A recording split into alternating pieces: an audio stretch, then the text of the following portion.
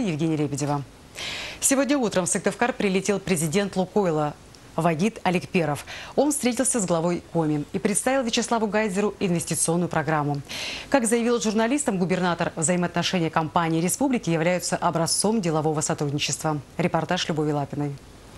Вагит Аликперов начинает с приятных новостей. В этом году в Коми «Лукойл» уже реализовал проектов на 40 миллиардов рублей.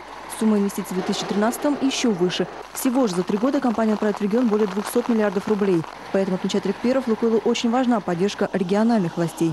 Конечно, программа очень важная и необходима поддержка и главы республики, и региональных властей для того, чтобы вся документация своевременно подготавливалась, проходила экспертизу, и чтобы мы могли без задержек реализовывать те программы, которые сегодня были представлены главе республики, которые им одобрены.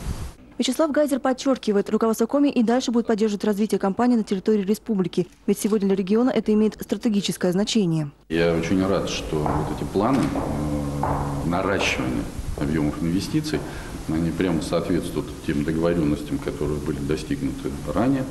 И в этом смысле хочу еще раз отметить, что взаимоотношения компании и республики, наверное, являются таким вот именно образцом делового сотрудничества, который приводит к тому, что вот эти результаты этого сотрудничества, да, они очень значимы и важны, и реальны как для жителей республики в целом, не только в тех местах, где компания работает, так и для компании. Ярикское нефтетитановое месторождение и Леоэльская площадка тоже входят в инвестиционную программу «Лукойла». Сегодня для этого есть достаточно хорошие условия. Федеральное правительство приняло решение о стимулировании разработки сверхвязкой нефти.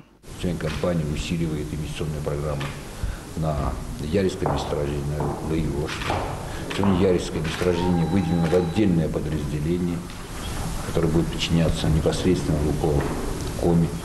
То есть это говорит о том, что внимание и центрального аппарата, и Лукойл Коми усиливается по отношению к нашим работам, к нашим инвестициям на Ярикском месторождении.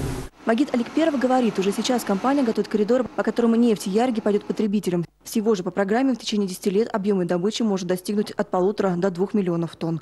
Любовь Лапина, Игорь Данилов, телеканал Юрган.